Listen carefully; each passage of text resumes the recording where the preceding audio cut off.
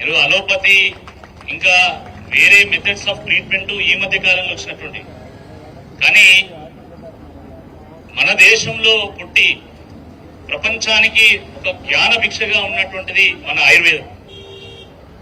వేదాలు ఎప్పుడు పుట్టినాయో ఎవరికి తెలియదు, ఎన్ని శతాబ్దాల క్రితం పుట్టినాయో ఎన్ని యుగాల క్రితం పుట్టిందో మనకి ఎవరికి తెలియదు.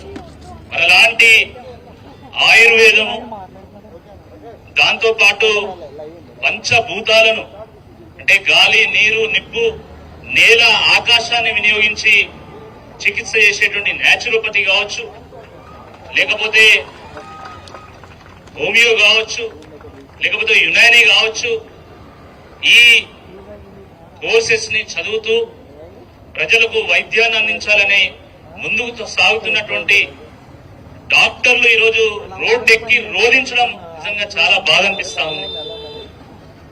ఈ తెలంగాణ మళ్ళొక్కసారి ఒక ఉద్యమ తెలంగాణగా మరలుతున్నదా అనేటువంటి అనుమానం కలుగుతా ఉన్నది.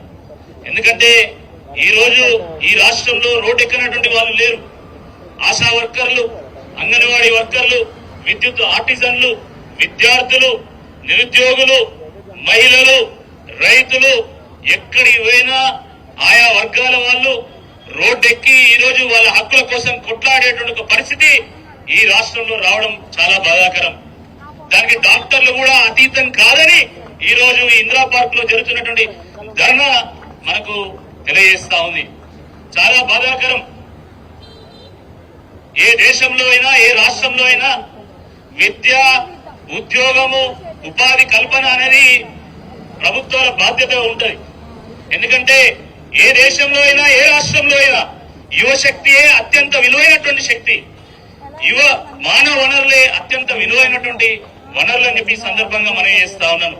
ఆ మానవ వనరులకు సానబెట్టి వాళ్ళను దేశ నిర్మాణంలో భాగం చేసినప్పుడు, సమాజ నిర్మాణంలో భాగం చేసినప్పుడు ఆ సమాజం, ఆ దేశం ముందుకెళ్తుంది.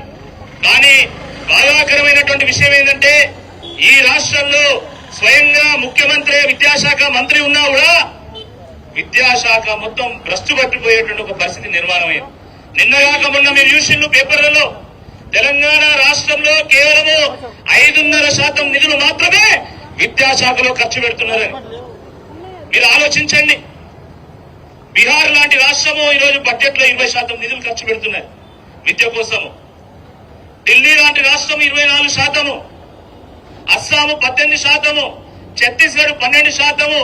అలాంటిది మరి ఒక పురోగమిస్తున్నటువంటి రాష్ట్రం తెలంగాణ రాష్ట్రం ఈ 5.5% ఖర్చు పెడుతుందంటే ఎంత దౌర్భాగ్యమో ఒక్కసారి ఆలోచించాలి.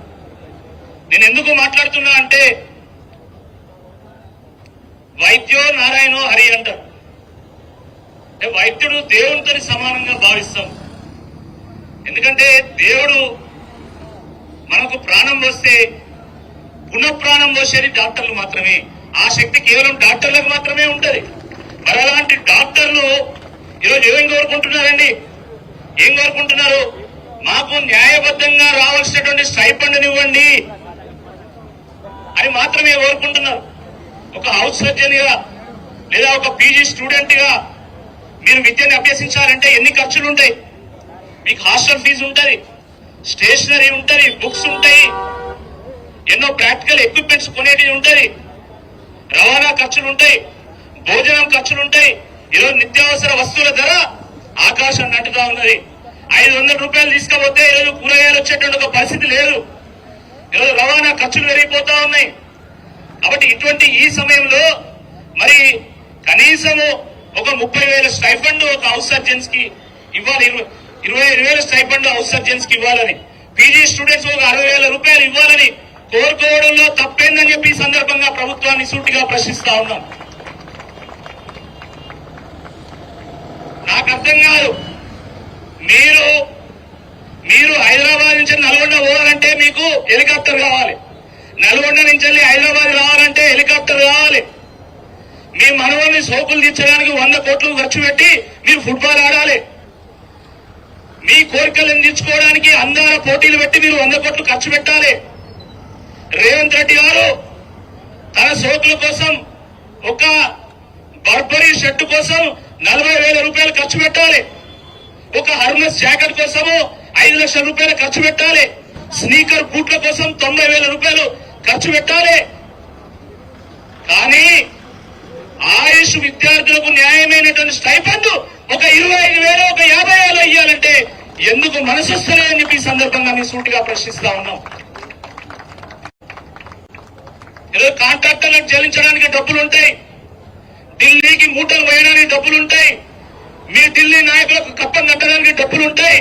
కానీ మా డాక్టర్ విద్యార్థులకు డబ్బులు చెల్లించాలంటే ఎందుకు మనసు రావడం లేదని నేను అడుగుతా ఉన్నా. ఎందుకంటే కాంట్రాక్టర్లకు డబ్బులు ఇస్తే, ఇతరులకు డబ్బులు ఇస్తే మీ కమిషన్ వస్తుంది. కానీ ఈ విద్యార్థులకు స్టైపెండ్ ఇస్తే మాత్రం ఏ కమిషన్ రాదు. కాబట్టి కమిషన్ లేకపోతే ఈ ప్రభుత్వం పనిచేయదు. కాబట్టి కమిషన్ మిషన్ గా పనిచేస్తున్నటువంటి ప్రభుత్వం కాబట్టి ఈ విద్యార్థులకు డబ్బులు చెల్లించడం అనేది వాస్తవం కాదా అని నేను అడుగుతా ఉన్నా. నిన్న కాక మొన్న మీరు బట్టి విక్రమార్ గారి వీడియో ఒకసారి చూపెట్టండి. నిన్న కాక మొన్న ఒక అమ్మ రిటైర్ అయినటువంటి ఎంప్లాయీ బయటికి వచ్చి బట్టి విక్రమార్క గారి పిల్లాము నన్ను 10% కమిషన్ అడిగింది, రిటైర్మెంట్ బెనిఫిట్స్ కావాలి అంటే ఇంతకంటే దారుణం ఇంకోటి ఉంటుందా అని చెప్పేసి ఆ అమ్మ ప్రశ్నించింది కదా.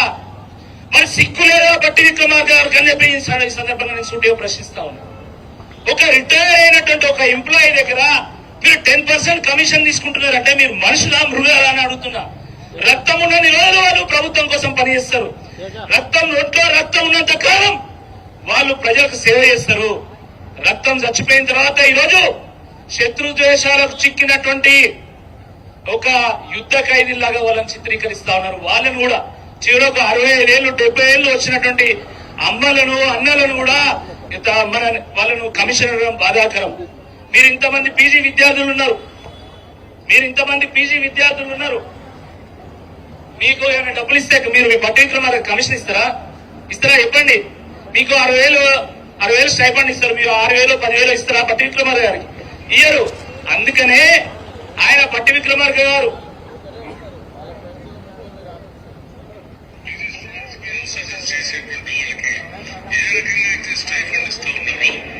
హోమియోపతి, యునాని, ఆయుర్వేదిక్ ఆయుష్ లో పనిచేసేటువంటి చదువుకునేటువంటి విద్యార్థులకు కూడా ఆన్ పార్ అలోపతి స్టూడెంట్స్ కి ఇచ్చినట్టుగా స్టైపెండ్ ఇచ్చేటట్టుగా ప్రభుత్వం చర్యలు తీసుకోవాల్సిందిగా నేను విజ్ఞప్తి చేస్తా ఉన్నాను. గతంలో ఉండింది అధ్యక్ష, గత 2016 నుంచి ఇది కంటిన్యూ చేయట్లేదు.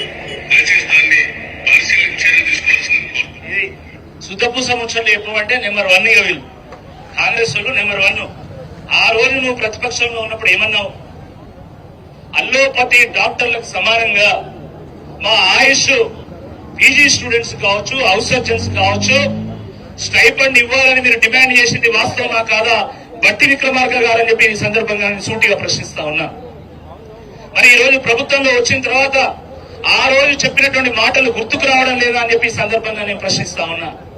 బట్టి విక్రమార్క గారు బాధ్యత తీసుకొని, ఎందుకంటే మీరు ఉప ముఖ్యమంత్రిగా ఉన్నారు, ఆర్థిక శాఖ మంత్రిగా ఉన్నారు కాబట్టి బాధ్యత తీసుకొని ఈ రోజు ఇందిరా పార్క్ దగ్గర జరిగినటువంటి ధర్నాలో మేము వేస్తున్నటువంటి ప్రశ్నలకు సమాధానం చెప్పాల్సిందిగా ఈ సందర్భంగా బట్టి విక్రమార్క గారిని నేను కోరుతా ఉన్నా. బట్టి విక్రమార్క గారు ఆర్థిక శాఖ మంత్రి అని మీరు అందరూ అనుకుంటున్నట్టున్నారు. ఆయన ఆర్థిక శాఖ మంత్రి కాదు, వాటాల మంత్రి, వసూళ్ల మంత్రి. కాబట్టి ఆయన వాటా వస్తేనే చేస్తారు. కాబట్టి మీ అందరినీ కూడా నేను విజ్ఞప్తి చేస్తున్నా, బట్టి విక్రమార్క గారి దగ్గరికి వెళ్ళండి. మీరు సార్ మీరు చెప్పిన మాట ప్రకారం మీరు మాకు స్టైపెండ్ ఇవ్వాలి, లేదు అంటే మేము ప్రతి హాస్పిటల్ ముందు జోరబెట్టైనా మేము డబ్బులు సేకరించైనా మీకు కమిషన్ గా చెల్లిస్తాం, అట్లనన్నా బుద్ధి వస్తుందేమో అని చెప్పి మీరు చెప్పండి. తప్పకుండా అట్లనే సిగ్గొచ్చి వాళ్ళు మీకు స్టైపెండ్ ఇస్తారేమో అని చెప్పి సందర్భంగా నేను మనవి చేస్తా ఉన్నా. కేవలం మీరు ఒక్కటే కాదు, ఎందుకంటే మీరు డాక్టర్లు, మీరు సమాజం గురించి ఆలోచించేటువంటి వాళ్ళు, మీ చుట్టుపక్కల ఉన్నటువంటి వాళ్ళ గురించి ఆలోచించేటువంటి వాళ్ళు, పేదల గురించి ఆలోచించేటువంటి వాళ్ళు. కాబట్టి నేను మీకు చెప్తున్నా, కేవలం మీ విషయమే కాదు. ఈ రోజు కాంగ్రెస్ ప్రభుత్వం వచ్చి 2.5 సంవత్సరాలే. ఈ 2.5 సంవత్సరాల్లో ఒక్క స్కాలర్షిప్ కూడా ఇవ్వలే, ఫీజు రీయింబర్స్మెంట్ ఇవ్వడం లేదు. 11,000 కోట్ల రూపాయల స్కాలర్షిప్, స్టైపెండ్లు లేదా ఫీజు రీయింబర్స్మెంట్ బకాయి పడ్డది ఈ ప్రభుత్వం. దానివల్ల ఈరోజు డిగ్రీ కళాశాలలు మూతపడుతున్నాయి. ఇలా ఇంజనీరింగ్ కళాశాలలు మూతపడుతున్నాయి. ఇలా విద్యార్థులు చదువుకునేటువంటి అవకాశం లేకుండా పోతున్నది. ఇది వాస్తవం కాదా అని నేను అడుగుతా ఉన్నా. ఇది వాస్తవం కాదా అని నేను అడుగుతా ఉన్నా. ఇంజనీరింగ్ విద్య, డాక్టర్ విద్య లేదా పీజీలు, డిగ్రీలు ఇక కేవలం ఉన్నత కుటుంబాలకు మాత్రమే సాధ్యమవుతుంది రాబోయేటువంటి రోజుల్లో. ఎందుకంటే 2.5 సంవత్సరాల నుంచి వీళ్ళు ఫీజు రీయింబర్స్మెంట్ ఇవ్వడం లేదు, స్కాలర్షిప్ ఇవ్వడం లేదు. చాలా మంది అనుకుంటారు స్కాలర్షిప్ ఇవ్వకపోతే ఏమైతుందని. అరే మా ఏటూరు నగరంలో ఉన్నటువంటి ఒక గూడెంలో ఉన్నటువంటి ఒక ఆదివాసీ బిడ్డ ఆ స్కాలర్షిప్ మీద డిపెండ్ అయ్యి చదువుకుంటాడు. మా ఇల్లందులో ఉన్నటువంటి లంబాడి బిడ్డ, మా తండాల్లో ఉన్నటువంటి లంబాడి బిడ్డలు మీరు ఇచ్చేటువంటి 5,000తోని స్టేషనరీ కొనుక్కుంటారు, బట్టలు కొనుక్కుంటారు, కాస్మెటిక్స్ కొనుక్కుంటారు, బుక్కులు కొనుక్కుంటారు. వాటితోనే కళాశాలకు పోతారు. కాబట్టి ఇక్కడ ఉన్నటువంటి చాలా మంది హౌస్ సర్జన్స్ వీళ్ళు లేదా పీజీ స్టూడెంట్స్ కావచ్చు. వీళ్ళలో చాలా మంది బీద బడుగు బలహీన వర్గాలకు సంబంధించినటువంటి వాళ్ళు ఉన్నారు. ఆదివాసీ గిరిజన దళిత బిడ్డలు కూడా ఉన్నారు. ప్రభుత్వం యొక్క స్కాలర్షిప్ మీద ఆధారపడి, ప్రభుత్వం యొక్క ఫీజు రీయింబర్స్మెంట్ మీద ఆధారపడి చదువులు కొనసాగించేటువంటి అనేక మంది ఆదివాసీ బిడ్డలు, దళిత బిడ్డలు, బడుగు బలహీన వర్గాల బిడ్డలు కూడా ఈ డాక్టర్లలో ఉన్నటువంటి వాస్తవాన్ని ఈ ప్రభుత్వం గ్రహించాల్సినటువంటి అవసరం ఉంది. అందరూ కూడా ఉన్నత కుటుంబాల నుంచి రారు. మీరు ఇచ్చేటువంటి 25,000, మీరు ఇచ్చేటువంటి 60,000తోనే వీళ్ళు డాక్టర్ కోర్సెస్ పూర్తి చేసి మళ్లీ ప్రజలకు వైద్యం అందించాలి. కాబట్టి దాన్ని మీరు మానవతా దృక్పథంతో ఆలోచించి మీ అందరూ కూడా దయచేసి మీ అందరూ కూడా తప్పకుండా మరి ఈ డిమాండ్ ను పరిశీలించాల్సిందిగా ఈ సందర్భంగా నేను మనవి చేస్తా ఉన్నాను. ఒకవేళ గనుక ఈ ప్రభుత్వం ఇట్లనే విద్యను, వైద్యాన్ని, ఉద్యోగ ఉపాధి అవకాశాలను దెబ్బతీస్తూ నిర్లక్ష్యం చేస్తే తప్పకుండా మొన్న ఢిల్లీలో ఏ రకమైనటువంటి ఉద్యమం వచ్చిందో ఆ రకమైనటువంటి ఉద్యమం తెలంగాణ రాష్ట్రంలో కూడా వస్తుంది. తెలంగాణ గడ్డ మీద పుట్టినటువంటి ప్రతి బిడ్డ డిఎన్ఏలో తెగింపు ఉంటది, తిరుగుబాటు ఉంటది, త్యాగం ఉంటది. ఆ ఉద్యమ వారసత్వాన్ని పుణుకు పుచ్చుకున్నటువంటి డాక్టర్లు కూడా తప్పకుండా ఉద్యమిస్తారని చెప్పి సందర్భంగా నేను మనవి చేస్తా ఉన్నాను.